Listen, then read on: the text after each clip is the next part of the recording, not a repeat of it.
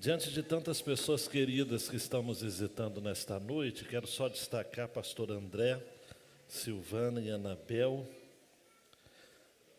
Os meses de janeiro e julho geralmente são meses que os pastores tiram férias. Em janeiro alguns vêm e não me veem porque eu também estou de férias. Mas em julho a gente consegue se encontrar. Então Deus abençoe a sua vida, André e família.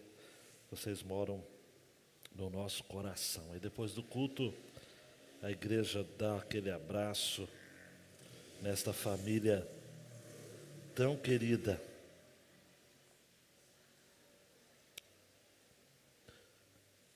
Quantas vezes você ouviu essa semana a expressão "eu estou cansado"? Eu estou cansado, estou cansada.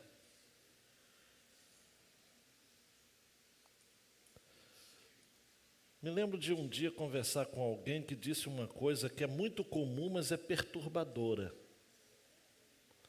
Ela disse o seguinte: eu acordo cansada. Eu disse, é comum, mas é perturbador. Como é que se pode acordar cansado? Fora os jovenzinhos, os adolescentes aqui que já vivem cansados, porque tem um cansaço existencial, e por isso dormem, e dormem, e dormem, mas continuam cansados. Ao empreendermos a viagem de volta do Vale de Jequitinhonha, fomos surpreendidos com um acidente com vítimas fatais, antes de Governador Valadares, ainda em Minas Gerais. Ficamos 3 horas, Fabiano, parados. Obviamente, isso atrasou consideravelmente a nossa viagem. Chegamos aqui por volta de 4 horas da manhã, depois de saindo de lá 7 horas da manhã. Chegamos cansados. Rafael, uma expressão que eu ouvi de um motorista dizendo o seguinte: pastor, é muito perigoso dirigir quando se está cansado, porque é possível dormir de olhos abertos. Você está na direção, seu olho está aberto, mas você já está dormindo.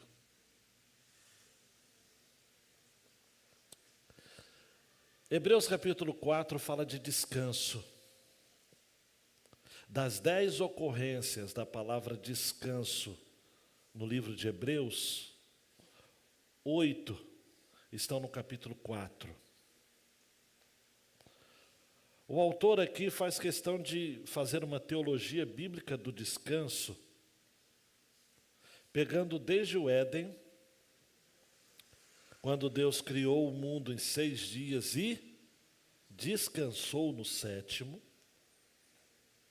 Deus descansa. Vitinho, Paulino, Deus não descansa porque Ele se cansa. Deus descansa porque Ele fica satisfeito com aquilo que Ele faz e fez.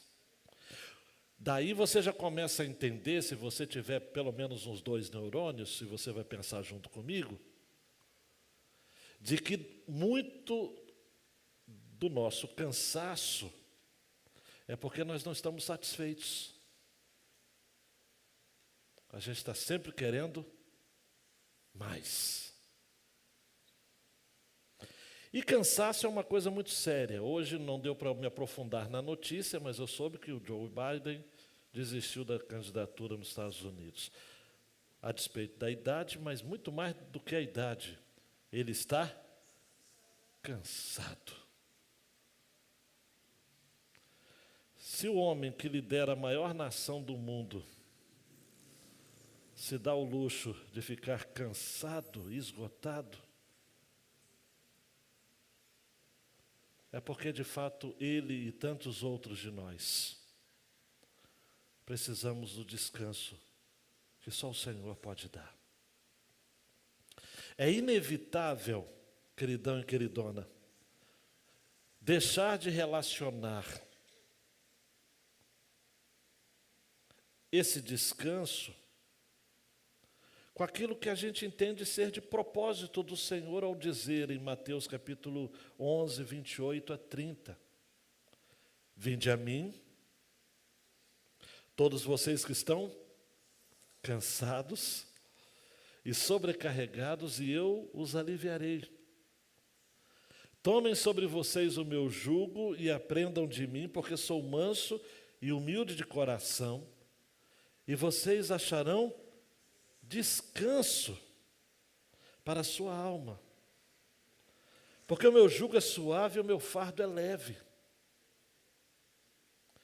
O meu propósito ao final desta mensagem será fazer com que você se conscientize de que em Jesus você pode ter o seu descanso eterno, antecipado para o hoje. Em outras palavras, você já pode desfrutar desse descanso que só Jesus pode proporcionar a nós a partir de agora. Porque a argumentação do autor aos Hebreus, depois de dizer que Jesus é superior aos anjos, é superior a Moisés, e ele agora diz que é superior a Josué, é porque Josué trouxe um descanso temporário a Israel. Houve repouso, houve um tempo de paz, mas que durou muito pouco. Israel depois se envolveu com várias batalhas, na monarquia unida e na monarquia dividida. Só abrindo um rápido parênteses, e até hoje, Israel não sabe o que é viver nesse descanso de Deus. Mas o autor aos Hebreus, ele vai caprichar numa expressão que só ele vai usar em toda a Bíblia, e só vai aparecer nessa vez aqui. Ele fala do descanso sabático. Nos evangelhos, Jesus se apresentou como aquele que é maior do que o sábado. O descanso sabático nada mais é do que aquele descanso que não implica em ausência de trabalho, inatividade, mas de confiança no cuidado e na graça de Deus, que foi personificado, porque João vai dizer no seu capítulo 1 do Evangelho, que a graça e a verdade estão em Jesus. Ele veio cheio de graça e de verdade. E a graça que nós cantamos aqui ao entoarmos a canção, que tem um nome muito sugestivo, vasos quebrados. Por que vasos se quebram? Porque eles são submetidos a pressões estratosféricas. Eu olho para vocês aqui de cima, aí para a galeria, aqui embaixo, eu vejo rostos que precisam de um descanso. Mas não é um descanso de 8 horas de sono. É o descanso que é desse deleite espiritual. É esse repouso no amado das nossas almas. Não adianta você ficar pensando que ao tomar um determinado medicamento para dormir, não, mas eu preciso de férias num resort, num hotel fazenda. Se eu tivesse aquela cama que eu vejo todos os dias que eu vou ao trabalho, eu iria dormir, eu iria descansar. Um dia eu soube de uma mulher que estava vivendo uma angústia tão grande, que ela disse o seguinte: eu quero dormir para nunca mais acordar. Eu quero dormir para nunca mais acordar. Esse texto nos fala de descanso. Esse texto nos fala de Jesus. Esse texto nos fala que só nele encontramos satisfação plena. O descanso de Josué vem com Josué lutar em Jericó, foi uma fase. Passou. Agora o nosso descanso é em Jesus de Nazaré. Quem gosta de curiosidades assim, meio bobinhas, mas é interessante, a palavra Josué e Jesus é o mesmo. O nome em hebraico de Jesus é Josué. Por isso, o autor aos Hebreus faz essa coligação, esse link muito interessante. Nós vamos ler dos versos 1 a 13, do capítulo 4 de Hebreus. Acesse a sua Bíblia, mas feche as notificações das redes sociais malditas. Portanto, visto que nos foi deixada a promessa de entrar no descanso de Deus, tenhamos cuidado para não parecer que algum de vós deixou de alcançá-la. Porque também a nós foram anunciadas as boas novas, exatamente como aconteceu com eles. Mas a palavra que eles ouviram não lhes trouxe proveito, porque não foram unidas por meio da fé com aqueles que a ouviram. Nós, porém, que cremos, entramos no descanso, conforme Deus disse. E aqui ele cita o Salmo 95. Assim jurei na minha ira, não entrarão no meu descanso. Ele disse isso mesmo que as obras já estivessem concluídas desde a fundação do mundo. Porque em certo lugar assim disse a respeito do sétimo dia. No sétimo dia Deus descansou de todas as obras que tinha feito, e novamente no mesmo lugar não entrarão no meu descanso. Visto, portanto, que resta entrarem alguns naquele descanso, e que por causa da desobediência, por que o povo na caminhada do deserto, amados, não entrou no repouso? Apenas Josué e Calebe, por causa da desobediência. Não entraram aqueles aos quais anteriormente foram anunciadas as boas novas. De novo, determina certo dia, hoje, falando por Davi, muito tempo depois, segundo antes tinha sido declarado, hoje, se ouvir a sua voz, não endureçam o coração.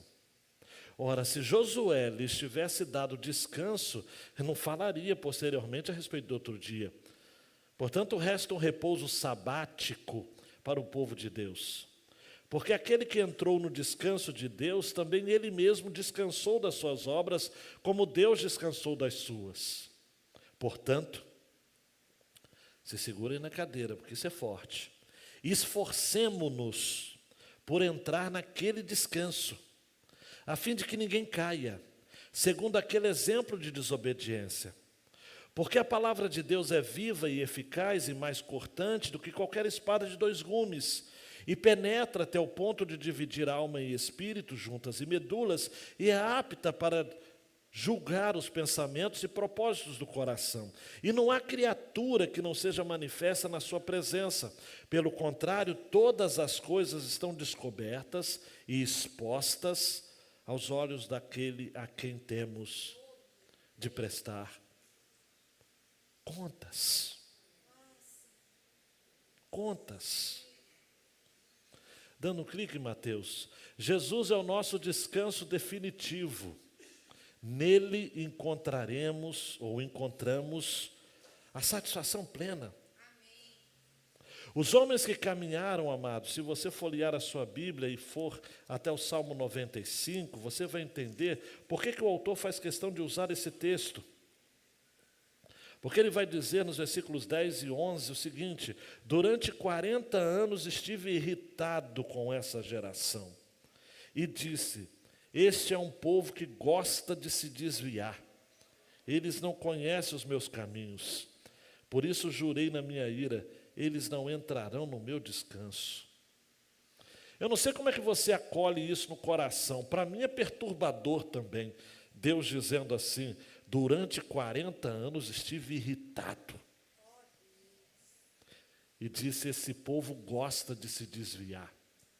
Parece que Davi está falando dos crentes de 2024 em Angra dos Reis, e alguns deles que estão aqui, gente que gosta de se desviar. Gente que gosta de se desviar. Gente que procura descanso em outras fontes, amados.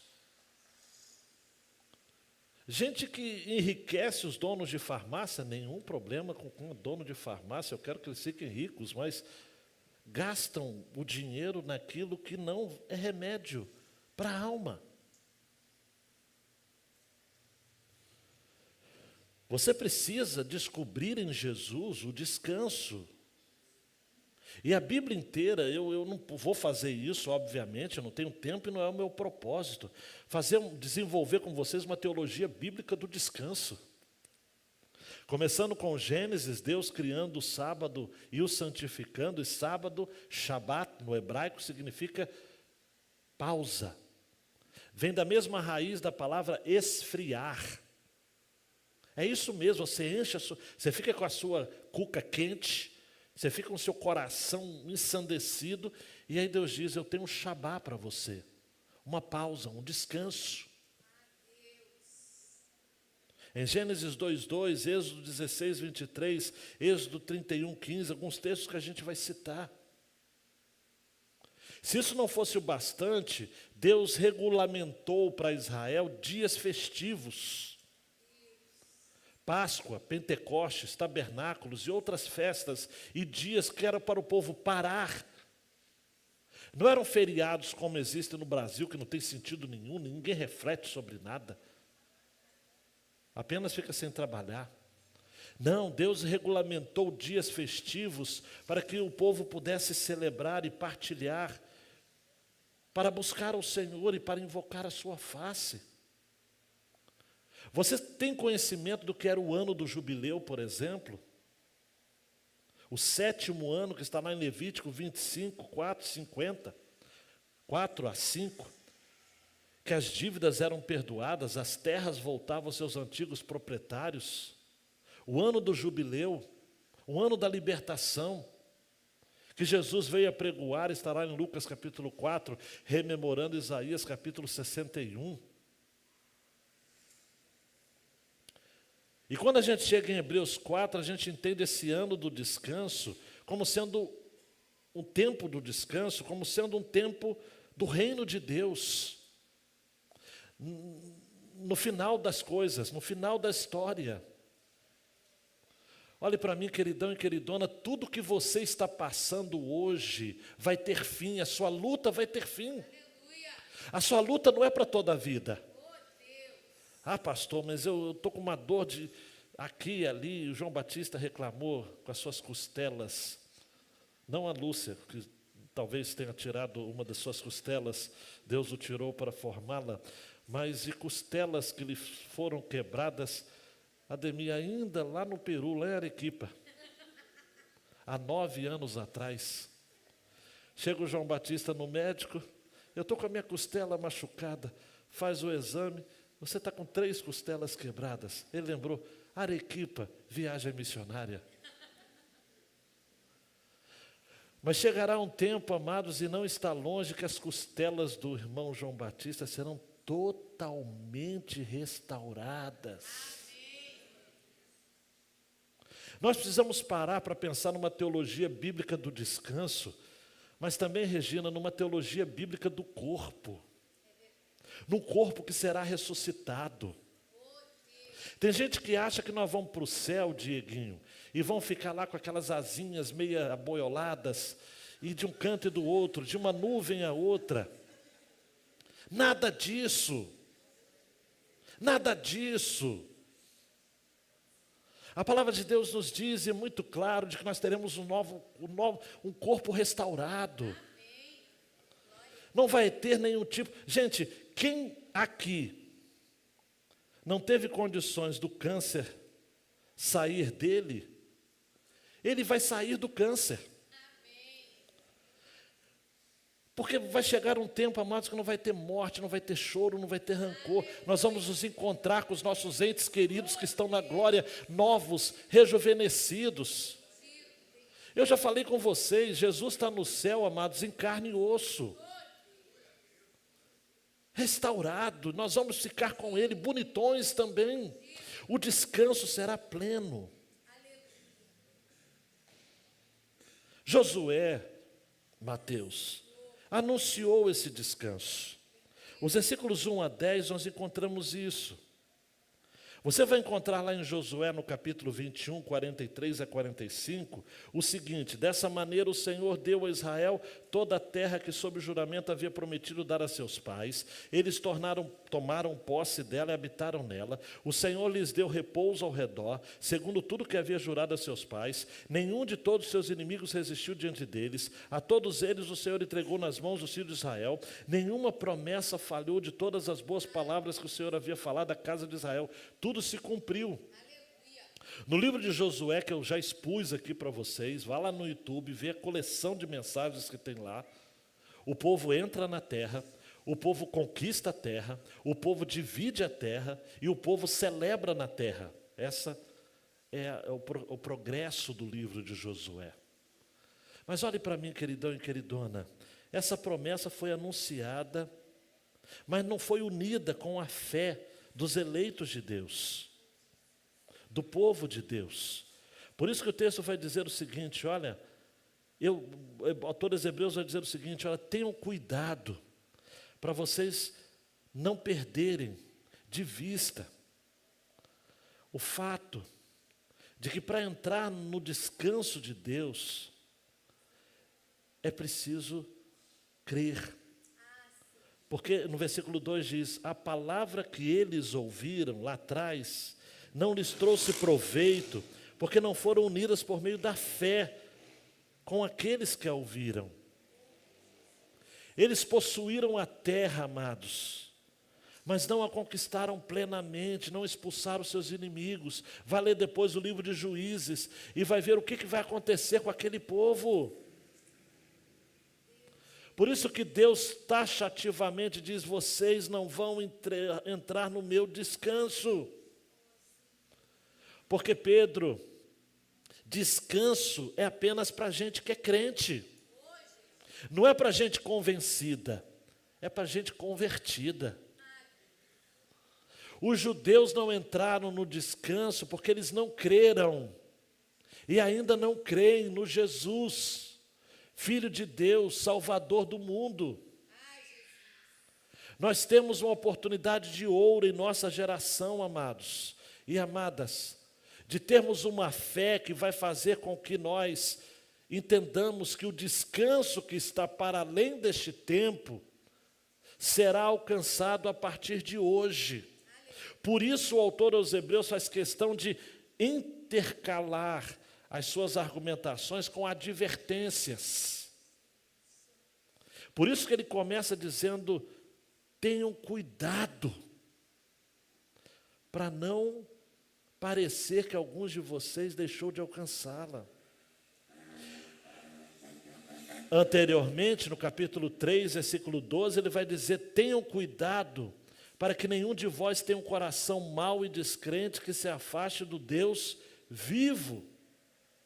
No capítulo 6, depois desse texto, ele vai dizer, desejamos que cada um de vocês continue mostrando até o fim o mesmo empenho para a plena certeza da esperança, para que não se tornem preguiçosos, mas imitadores daqueles que pela fé e paciência herdam as promessas. Preste atenção aqui, se você não tiver fé, você não vai ter consciência e nem compromisso com o descanso que já foi liberado para você. Mas você precisa tomar posse. Mais tarde eu vou explicar isso para vocês. Tem que haver empenho pessoal também. A sua fé precisa acompanhar a sua decisão de entrar nesse descanso que já foi liberado para você e para mim. E se você não sabe o que eu estou falando, é porque você está longe desse entendimento. Por isso você está cansado. Cansado.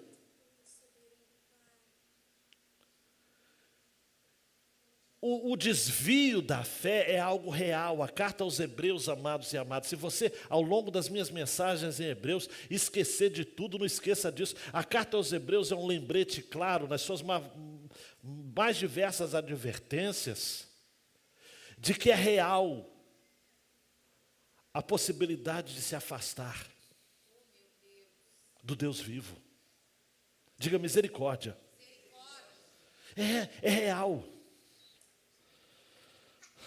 A gente conhece pessoas, amados.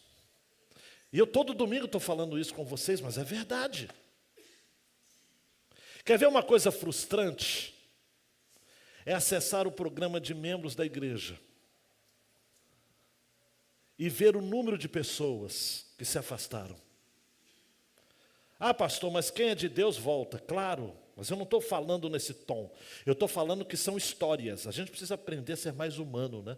A gente não pode lidar com a igreja como se conta animais numa manada, num rebanho. Tratando gente como gado. Gente tem nome, gente tem história, gente tem biografia e tem biologia.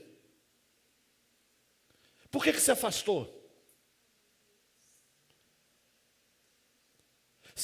Por que as pessoas se afastam? Por que nós temos no Brasil 30 milhões de desviados? Por quê? As histórias são diversas. Ah, eu me desviei porque a menina do louvor, a líder do louvor, não deixou fazer o solo. Tem gente assim. Eu me desviei porque eu pequei no meu namoro e a igreja me escorraçou. Tem. Eu me desviei porque eu perdi meu pai e minha mãe e a igreja não me ajudou, não me apoiou no momento mais difícil que eu vivi. Tem. Ah, eu me afastei porque tinha muita fofoca na igreja. Tem. Ah, eu me afastei porque o pastor, ele é muito ditador, muito tirano. E eu não gostava, eu queria um pouco de liberdade. Há uma janela chamada janela 4x14, que é a idade que a gente precisa capturar a alma e o coração de quem está na igreja. 4 e 14 anos. Está comprovado que se a pessoa persiste na igreja na idade de 4 a 14 anos, a probabilidade de se afastar é menor. Porque essa idade é uma idade perigosa. Mas deixando essas estatísticas para lá, porque tem gente, amados, que se afasta depois de 30 anos de evangelho. Tem gente que eu falo o seguinte: por que você está fora? Ah, eu fui ficando. Gente crítica. Gente que diz, na igreja só tem gente falsa. Eu já contei para vocês o que você deve responder quando fala na igreja só tem gente falsa, né? Sempre tem lugar para mais um. Mas tem uma outra. A pessoa fala assim: ah, pastor, eu não gostei da minha igreja, mas eu estou procurando uma igreja boa. Aí, sabe como é que você responde, Fabiana? Assim: se você encontrar uma igreja boa, não entre nela. Porque senão ela não vai ficar tão boa assim. Esse é o nosso problema. Às vezes as pessoas nos procuram, não é nós que somos líderes, pastores, pastor André. Ah, eu quero vir para cá, mas por quê? Por que você quer deixar a sua igreja? Se a pessoa começar a falar muito do pastor e da liderança da igreja, pode ter certeza, você será a próxima vítima. A próxima vítima. Há motivos. Hoje, por exemplo, no Instagram tem um anúncio de uma igreja, que eu não vou falar o nome nem sobre tortura, anunciando o nome da chegada. Vai chegar em Angra a igreja tal. Agora a nossa região vai ter a glória de Deus. Gente, nós os batistas estamos aqui há quantos anos? Os congregacionais estão quantos anos? Os assembleanos estão quantos anos? E agora que essa região vai tremer com a presença de Deus. Eu falo assim: meu Deus, me leva, Jesus, me leva. Me arrebata. Me arrebata, eu não aguento isso.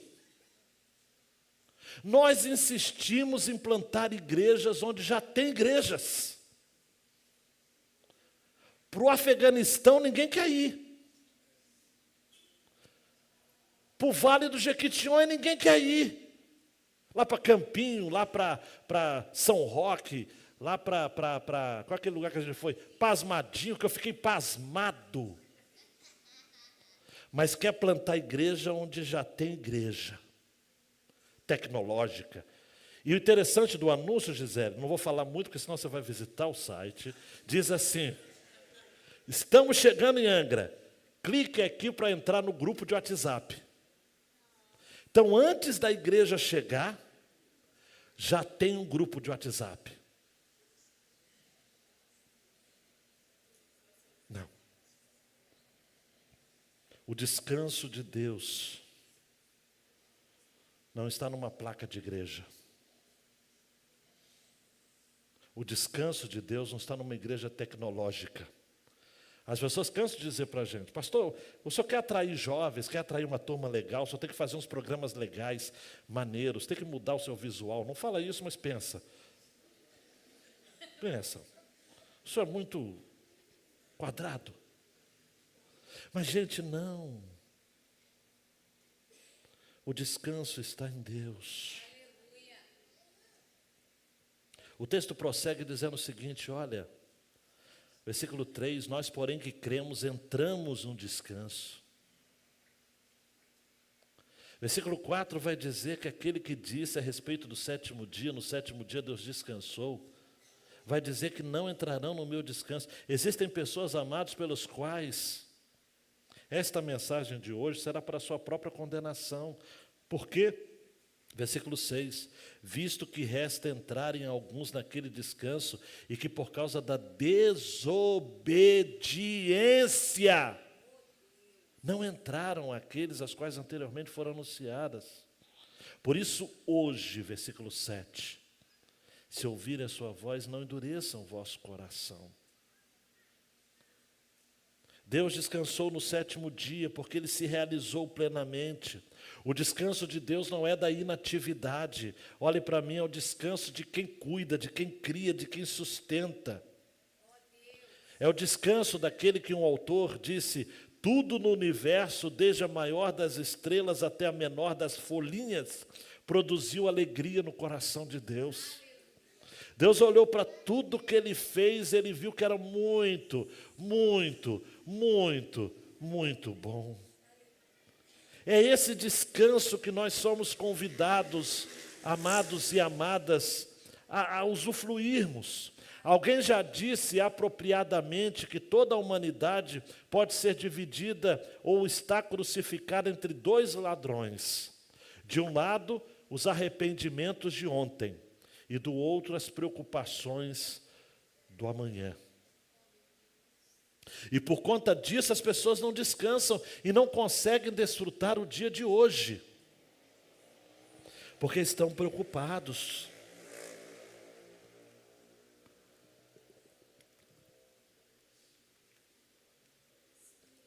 E vamos combinar uma coisa, arrependimento de ontem não resolve.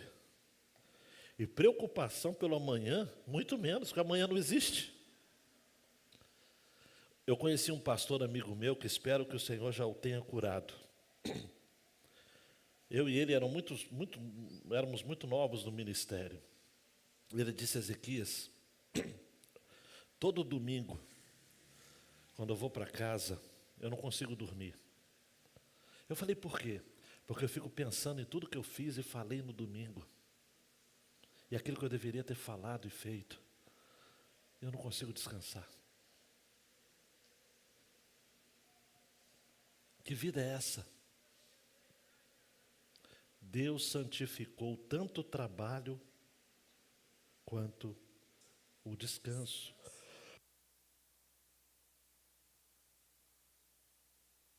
De tal modo que Deus criou um dia a cada 7 como o dia do descanso.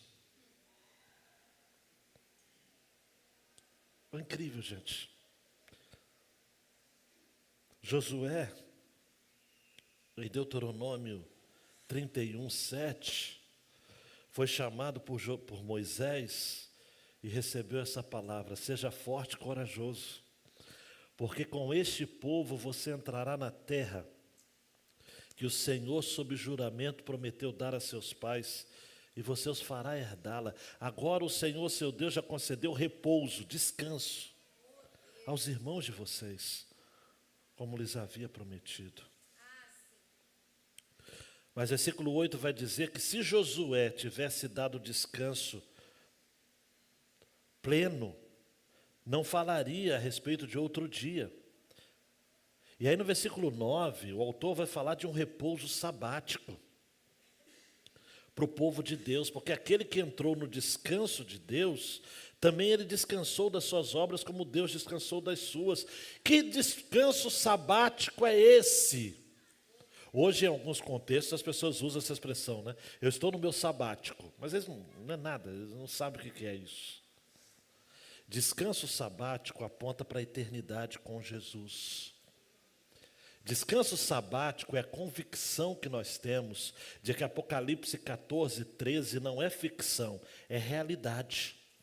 Chegará um dia, e não está longe, queridão e queridona, que nós vamos ouvir do Senhor a seguinte expressão: bem-aventurados os mortos que desde agora morrem no Senhor. Sim, diz o Espírito, para que descansem das suas fadigas, pois as suas obras os acompanham. Pense em algumas pessoas, amados e amadas, que já estão desfrutando hoje do repouso sabático. Gente que caminhou com a gente. Irmã Maria Udeta. Lembra de outros irmãos e irmãs que a gente olha com saudade, é claro que aperta o coração. Lembrar de pessoas que nos são caras, que foram membros da igreja, que carregaram tijolos aqui, que massas e madeiras e obra, e brigaram e amaram esta obra, mas que estão repousando no sabático de Deus, no descanso sabático de Deus. Não é a gente não fala isso só para agradar, porque você está em luto. Não, eles estão melhor do que a gente. Olhe para mim. Quem já foi com o Senhor, o papai da Sirlene, o irmão Jorge Diniz, irmão Edgar, irmã Jandira, estão muito melhores do que a gente. Muito melhores. Eles estão no descanso sabático. Eles estão vivendo, amados, algo que para nós está no futuro, para eles já é realidade. Só que essa realidade que eles vivem, também pode ser interpretada para a gente como esperança. E essa esperança, amados, eu já disse isso para vocês, mas eu vou repetir.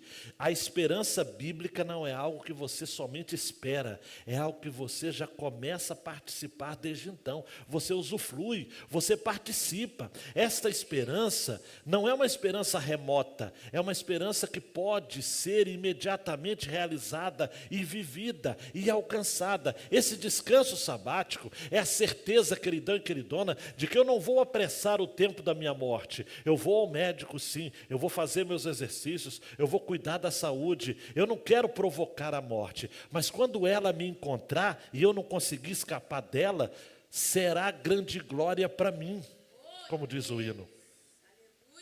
Porque o morrer para nós é lucro, amados. O viver é Cristo, o morrer é lucro. É bom morrer. Bem-aventurados os que dormem, os que morrem no Senhor, são bem-aventurados. A gente não tem que ficar lamentando: ah, meu Deus, por que levou a irmãzinha de 150 anos? Ela morreu porque serviu ao Senhor. Ela serviu ao Senhor enquanto viveu. Enquanto viveu. Já vi vários testemunhos de gente fidedigna contar isso. Irmãzinhas com Alzheimer. Você pergunta para a irmãzinha: quem é sua filha? Não sei. Quem foi seu marido? Não sei. Quem é o presidente? Não sei. Quem é Jesus? Jesus é o meu Salvador. Como é que vai entender isso? Irmãozinhos e irmãzinhas amados que estão servindo a Deus há tantos anos, que sabem os hinos do cantor cristão de cor e salteado. Gente que só sabe ler a Bíblia. Você coloca qualquer outro livro, eu não sei ler, mas você coloca a Bíblia: lâmpada para os meus pés é a tua palavra e luz para o meu caminho. Amados, esse é o descanso. Grande Mateus, Jesus é o descanso realizado.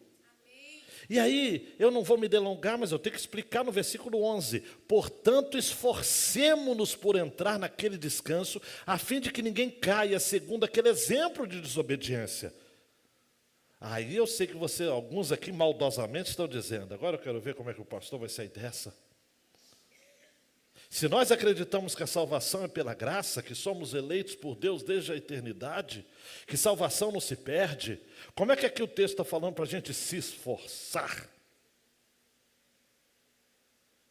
É porque a gente tem que se esforçar mesmo. Em Lucas 13, 24, Jesus disse, esforcem-se por entrar pela porta estreita, pois eu afirmo a vocês que muitos procurarão entrar, mas não conseguirão. Em Lucas 16, 16, o texto diz, a lei e os profetas duraram até João. Desde esse tempo o evangelho do reino de Deus vem sendo anunciado e todos se esforçam para entrar nele. João 6, 27, Jesus diz, trabalhem não pela comida que se estraga, mas pela que permanece para a vida eterna, a qual o Filho do Homem dará a vocês, porque Deus o Pai o confirmou com seu selo. Trabalhem. Paulo vai dizer em Filipenses 2,12, assim, meus amados, como vocês sempre obedeceram, não somente na minha presença, porém muito mais agora na minha ausência, desenvolvam a sua salvação com temor e tremor. E 2 Pedro 1,10 diz, por isso, irmãos, procurem com empenho cada vez maior confirmar a vocação e a eleição de vocês, porque fazendo assim vocês jamais tropeçarão. Aí tem uns engraçadinhos por aí, calvinistas de redes sociais, que ficam dizendo, não, eu sou salvo, agora eu sou salvo, uma vez salvo, salvo para sempre, eu posso viver de qualquer jeito. Enche a cara, vive dissolutamente, troca de mulher como a gente troca de camisa, tatua o corpo todo, envergonha o evangelho com testemunho execrável, mas diz que são salvos, são eleitos, porque leram um trechinho de Calvino numa rede social. Gente idiotizada, gente besta, que se esquece de que a eleição, amados, é resultado da ação de Deus para fazê-lo perseverar. Aquele que perseverar até o fim será salvo, queridão e queridona. Acorda aí. Não corre atrás para ver, não. Como é que você, gente... Josta Serralli fala isso. A eleição é o mapa do céu desenhado no seu coração. Sim, a santidade, né? Mapa do céu no seu coração, tudo bem. A partir da santificação, e santificação é vida com o Senhor, amados. Na minha Bíblia diz, não sei que na sua, aquele que furtava, não furte mais, antes trabalhe. Não saia da vossa boca nenhuma palavra torpe, mas aquela que produz edificação, está lá em Efésios. Você precisa produzir frutos, amados, está lá em Gálatas. Frutos do Espírito. Você tem que se esforçar. Só vou ficar nesse ponto aqui, se esforce. Por quê? Porque o desvio é real, amados. O desvio é real. Eu falei isso com o João Batista hoje, a gente não conhece as pessoas, João. A gente convive com a pessoa aqui, e é muito crente, meu irmão, então, amanhã ou depois pode não estar.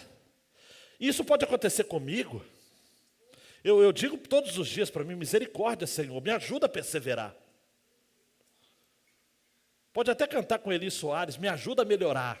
Mas ainda é pouco, melhorar ainda é pouco. Porque tem gente que se melhorar fica ruim, de tão ruim que já é. Nós temos que mudar, amados, nós temos que... Todo dia a gente tem que dizer, Deus, me quebra. Porque eu sou teimoso, eu sou cabeça dura.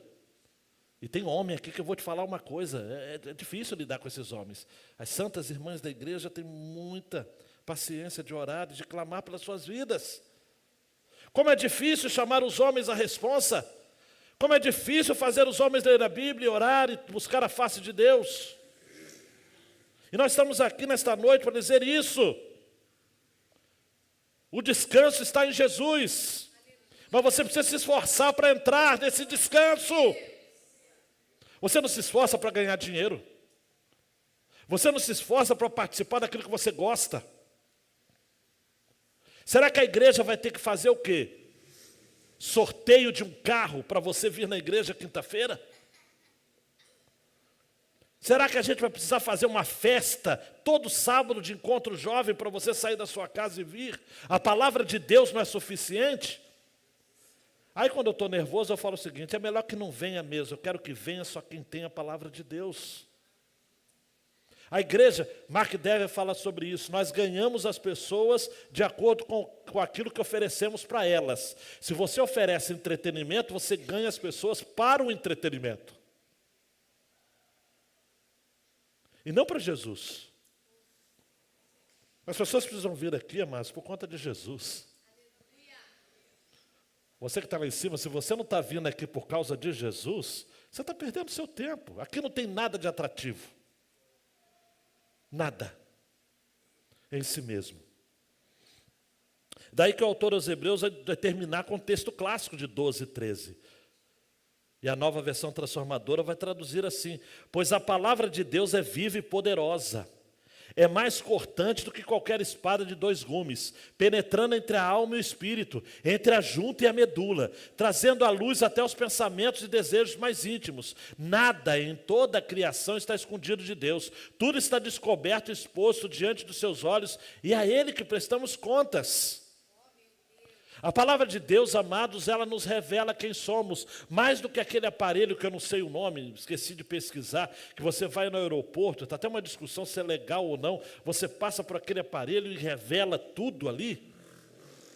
A palavra de Deus é muito mais poderosa do que aquele aparelho, porque ela revela, amados, aquilo que nem você mesmo sabe. A palavra de Deus revela os segredos da eternidade. Pedro vai dizer em 1 Pedro 1,23, porque vocês foram regenerados não de semente corruptível, mas de semente incorruptível, mediante a palavra de Deus, a qual vive e é permanente. A palavra de Deus é tão poderosa, amados, olhe para mim, que a mesma palavra que serve para salvar pecadores penitentes, que se arrependem, serve para condenar pecadores impenitentes, que não se arrependem. Em Isaías 55, 10 e 11, você conhece o texto. Porque assim como a chuva e a neve descem dos céus e para lá não voltam, sem que primeiro reguem a terra e a fecundem e a façam brotar, para dar semente ao semeador e pão ao que come, assim será a palavra que sair da minha boca. Não voltará para mim vazia, mas fará o que me apraz e prosperará naquilo para que a designei. A palavra de Deus é poderosíssima, amados. Poderosíssima. Uma mensagem dessa tem alcance, amados, para corações que de fato querem receber a Jesus. Tem gente que me procura e fala o seguinte: pastor, eu quero estudar a Bíblia para poder entender a Bíblia. A primeira pergunta que eu falo é o seguinte: você é crente? A Bíblia é um livro para crentes. A Bíblia não é um livro para pesquisadores. Eu não estou aqui para discutir manuscritos originais. Eu não estou aqui para discutir métodos científicos a partir da Bíblia, ou se os milagres existem ou não.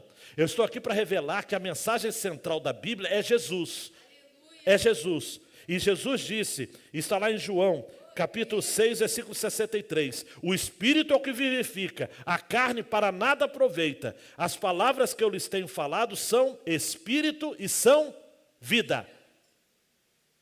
Não adianta. Diante da palavra de Deus, os nossos sentimentos mais íntimos são desnudados, tudo vem à luz. Por isso que o texto diz, olha, a palavra de Deus é viva, eficaz, mais cortante do que qualquer espada de 2 gumes, penetra até o ponto de dividir alma e espírito. Isso aqui, alma e espírito não se divide, porque não são matérias, né? Mas é apenas uma forma didática de dizer o seguinte: divide aquilo que é de mais íntimo no seu coração, no seu interior, no seu homem interior. Juntas e medulas, é apta para julgar os pensamentos e propósitos do coração. Não há criatura que não seja manifesta na sua presença. Pelo contrário, todas as coisas são descobertas e expostas, nuas aos olhos daquele a quem temos de prestar contas. Chegará um tempo, queridão, que não adianta. Você vai estar diante dele. Não adianta, você não vai escapar. Em 1 Coríntios 4, 5, Paulo diz: portanto, não julguem nada antes do tempo, até que venha o Senhor, o qual não somente trará à plena luz as coisas ocultas das trevas, mas também manifestará os desígnios dos corações. E então cada um receberá o seu louvor da parte de Deus. Inescapável. O Salomão, em Eclesiastes 12:14, diz: porque Deus há de trazer a juízo todas as obras, até as que estão escondidas, quer sejam boas, quer sejam más.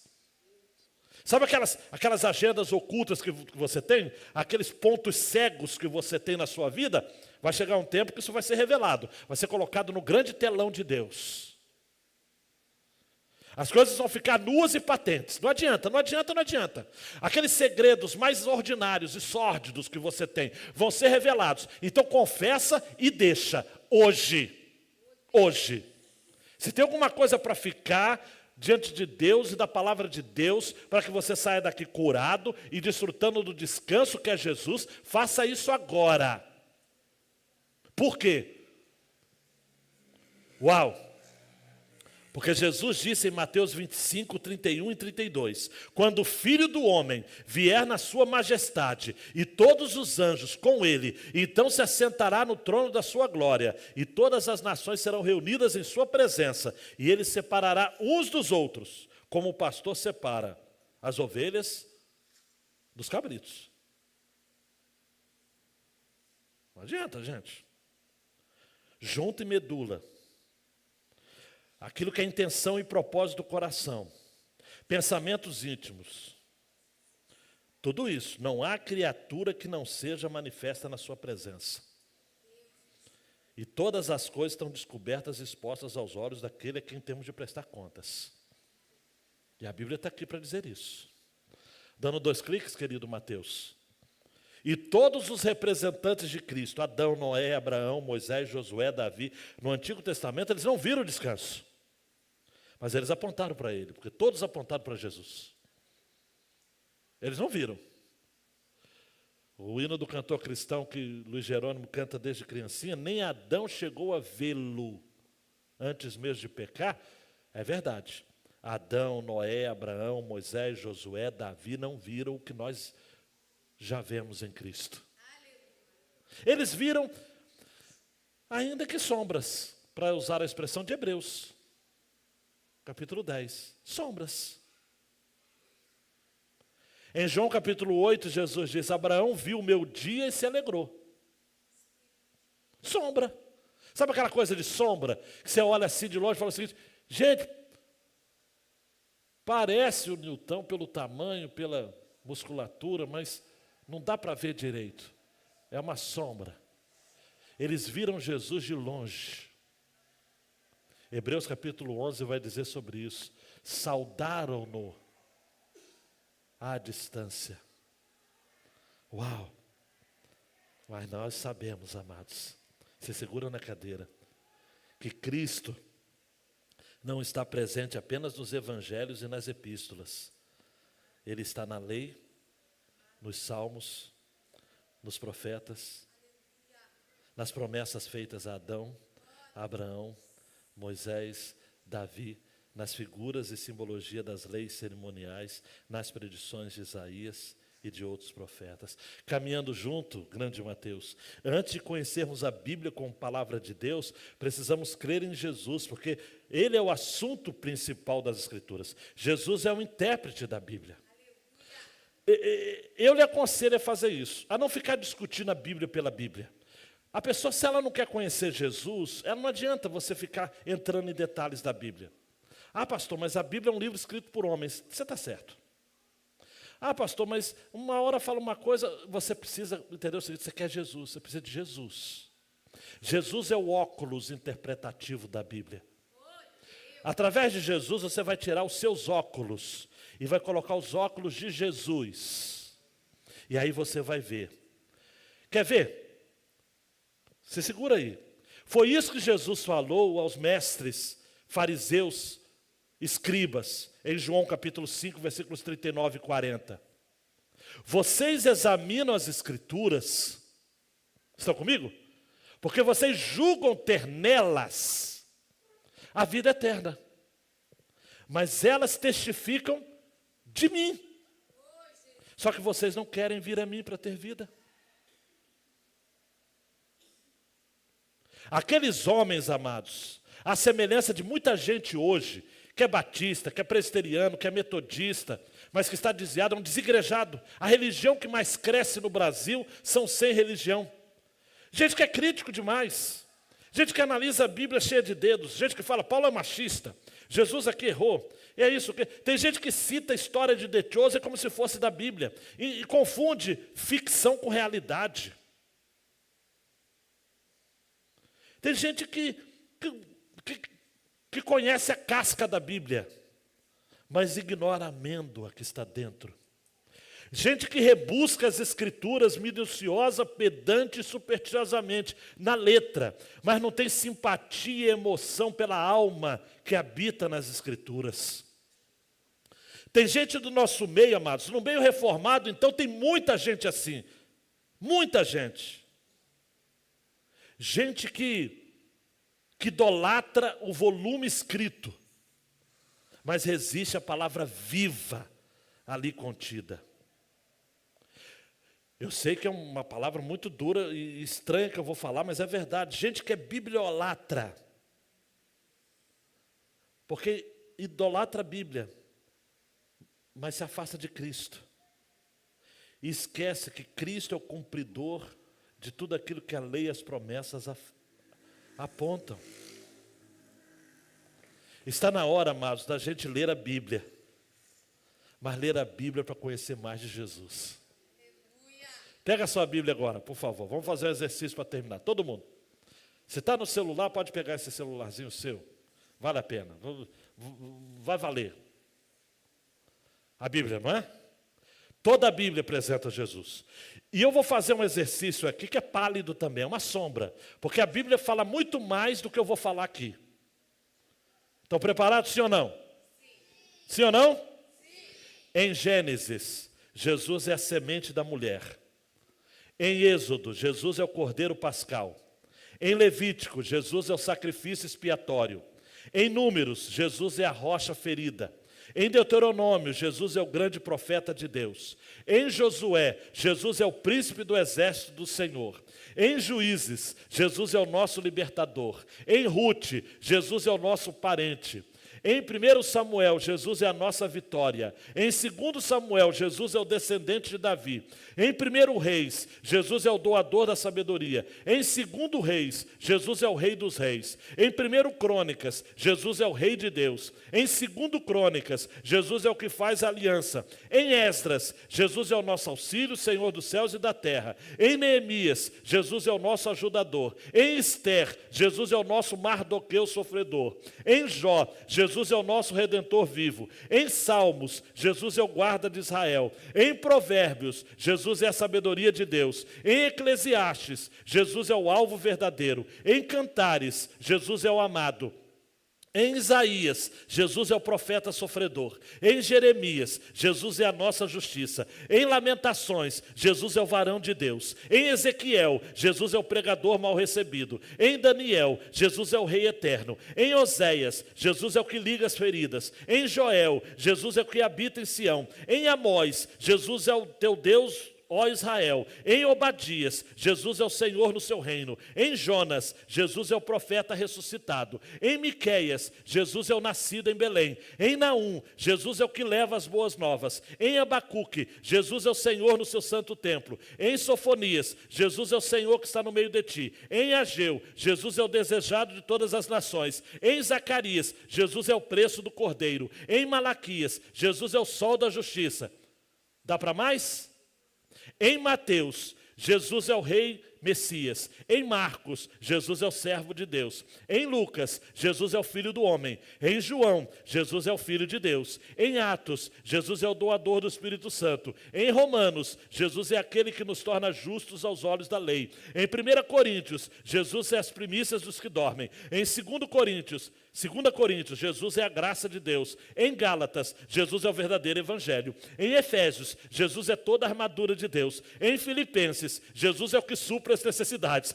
Em Colossenses, Jesus é o cabeça da igreja. Em 1 Tessalonicenses, Jesus é o vingador de todas as coisas. Em 2 Tessalonicenses, Jesus é o fiel protetor. Em 1 Timóteo, Jesus é o único mediador entre Deus e os homens. Em 2 Timóteo, Jesus é o Senhor e justo juiz. Em Tito, Jesus é a graça salvadora de todos os homens. Em Filemão, Jesus é o Senhor que intercede por nós. Em Hebreus, Jesus é o autor e consumador da fé. Em Tiago, Jesus é o dom perfeito vindo de Deus. Em 1 Pedro, Jesus é a pedra principal. Em 2 Pedro, Jesus é o Senhor e Salvador, que nos concede a entrada no seu reino. Em 1 João, Jesus é aquele que se manifestou para desfazer as obras do diabo. Em 2 João, Jesus é a fonte da verdadeira doutrina. Em 3 João, Jesus é o nome que garante a vitória. Em Judas, Jesus é o único soberano e Senhor. E em Apocalipse, Jesus é o Rei dos reis e é o Senhor dos senhores.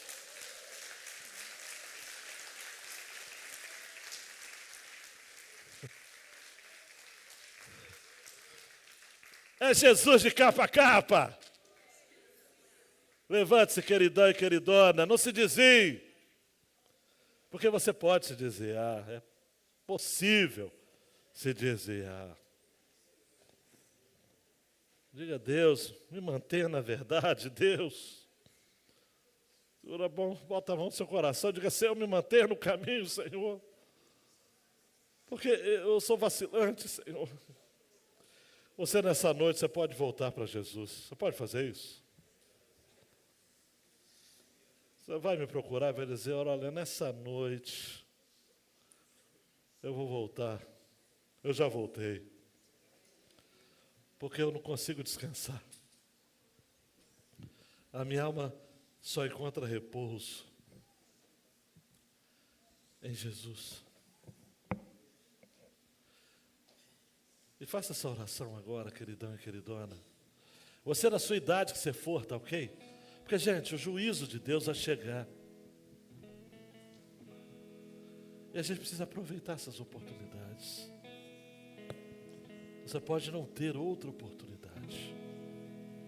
Então coloque sua mão no coração e diga, Senhor, eu estou voltando para Ti, eu estou me comprometendo contigo. Senhor, me faça permanecer.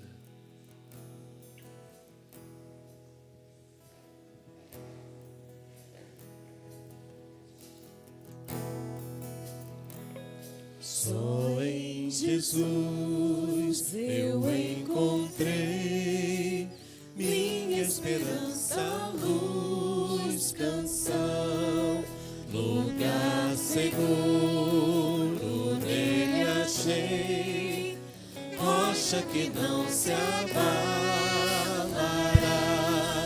e grande amor em Cristo há, sem medo posso caminhar, Consolador, completa-me, em seu amor me apegarei.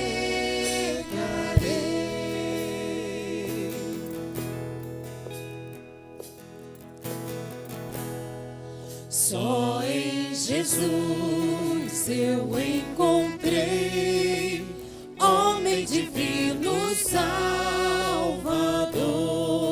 presente doce de amor, foi rejeitado pelos seus, naquela cruz se padeceu, justiça ele satisfez, não sofro mais condenação, por sua morte viverei.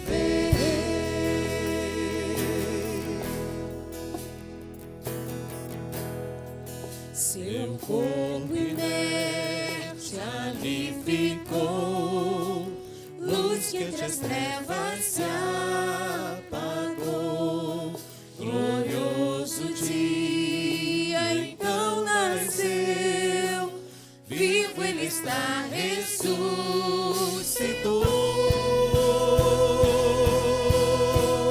Vitorioso ressurgiu, do meu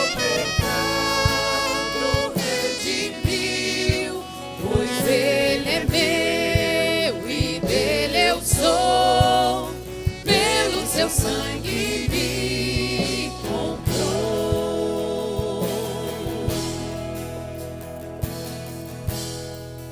Não há mais medo ou culpa em mim. Esse é o poder de Cristo por toda a minha vida aqui. Levante suas mãos e cante com ênfase serão os meus essa dias. parte. Nenhum poder do inferno irá Creia. das suas mãos me afastar, até voltar ou me chamar. Só em Jesus confiarei. Nenhum Esse é o poder. descanso. Esse é o descanso. Esse é o descanso. O descanso definitivo da sua alma. Até voltar ou me chamar, só em Jesus confiarei.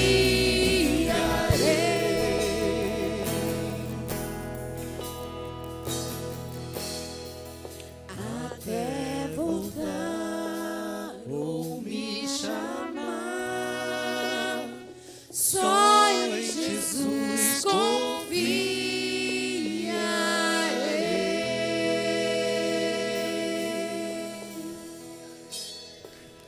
Aleluia. Esse é o nosso descanso. Deus, que Jesus é esse? O Senhor nos deu um livro sobre Jesus para a gente. Tem gente aqui que vai ler a Bíblia com outras perspectivas. É Jesus de capa a capa. É Jesus de Gênesis a Apocalipse. É Jesus na frente, é Jesus atrás, é Jesus dos lados, é Jesus em cima, é Jesus embaixo. É Jesus na vida. É Jesus na veia, é Jesus no coração, é Jesus na mente. É Jesus indo para o trabalho, voltando para casa, indo para a escola, para a faculdade. É Jesus no namoro. É Jesus no casamento. É Jesus quando eu estou sendo visto pelos outros. É Jesus quando eu estou no meu anonimato, quando ninguém está vendo. Jesus está vendo. Toda a nossa vida é em Jesus, com Jesus, e deve ser vivida para Jesus. Agora a gente pode descansar. Mesmo vivendo lutas, tensões, decepções, entreveros nessa vida. Eu não sei o que aguarda alguns dos nossos irmãos e irmãs aqui quando chegarem em casa. Mas não deixa eles perderem a cabeça não, Pai. Não deixa eles perderem a cabeça. Não deixa Satanás, como aves, roubar as sementes que foram jogadas aqui, semeadas aqui. Mas que corações sejam terra boa, que aqueles que estão entre espinhos, entre solos pedregosos, possam ser transformados, Senhor. Aleluia. A gente não pode ver gente saindo daqui hoje à noite sem antes ter uma aliança com o Senhor, com Jesus. Tem esposa aqui que precisa parar de ter a segurança em marido. Precisa ter a segurança e a alegria em Jesus. Tem esposo aqui que precisa ter prazer, alegria e satisfação, primeiro em Jesus, depois na sua esposa. Assim como filhos aos pais e pais aos filhos. Nós estamos aqui para exaltar a superioridade de Cristo em todas as frentes da nossa vida. Obrigado por essa palavra, Deus, no nome de Jesus. Amém e amém. Se assente, ore silenciosamente. Eu quero estar à porta para cumprimentar todos vocês, para despedi-los no nome de Jesus.